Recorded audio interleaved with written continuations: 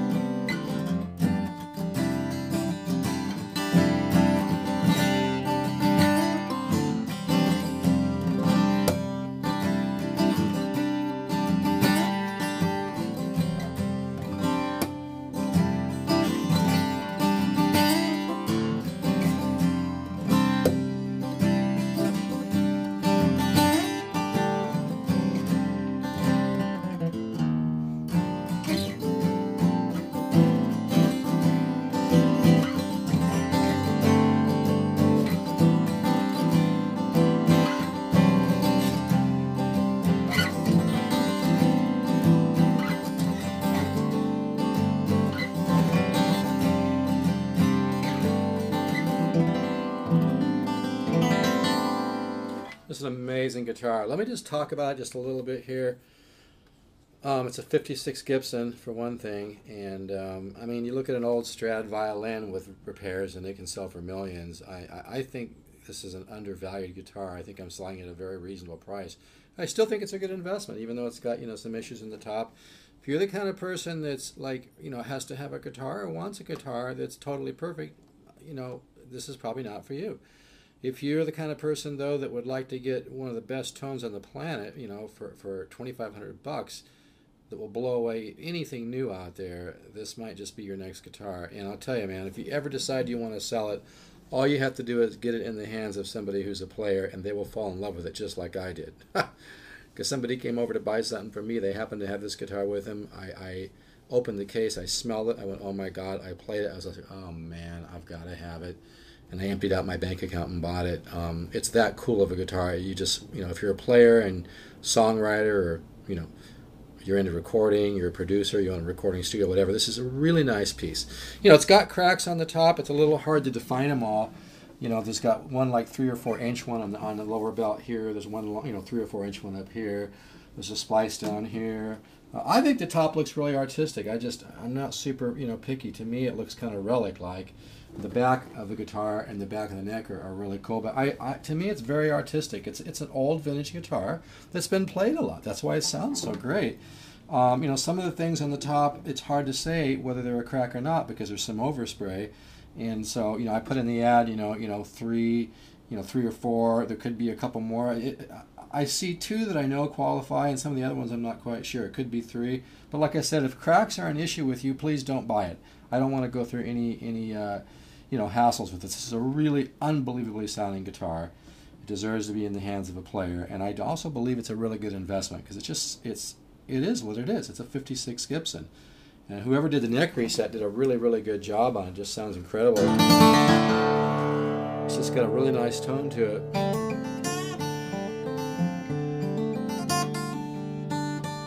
I'm going to get a little closer just for a second so you can hear it maybe a little bit better.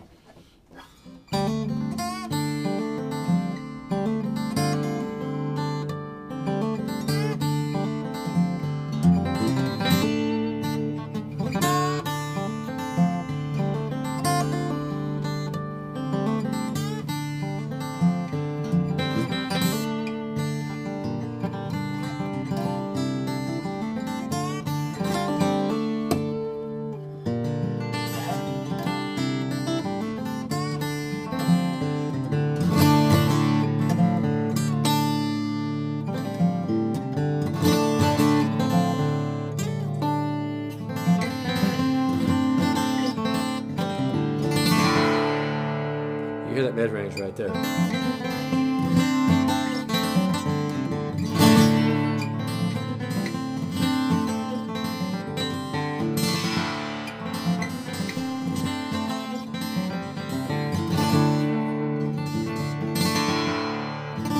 I think what I love about this guitar, and I'm still trying to figure out how to describe it because I've owned a lot of vintage guitars being 58, is a lot of vintage Gibsons I've played have had a nice buttery mid, but they lacked a little bit more, they lacked mid-range definition.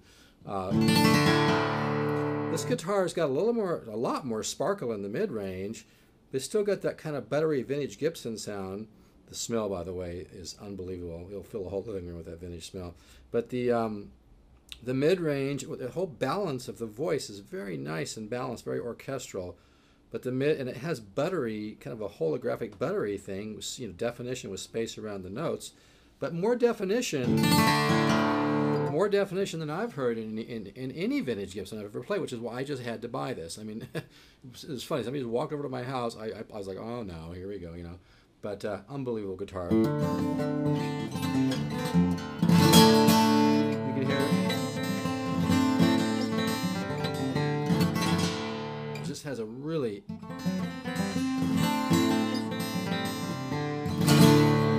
I think that's what it is. This guitar has got a relaxed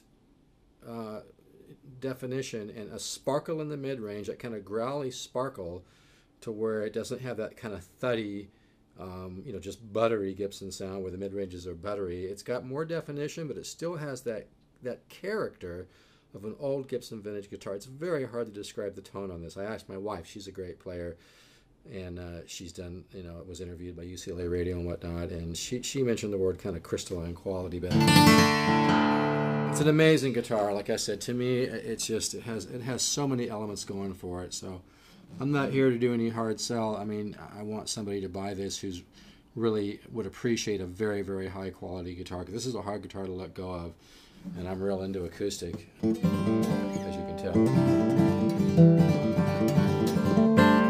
Anyway, take care.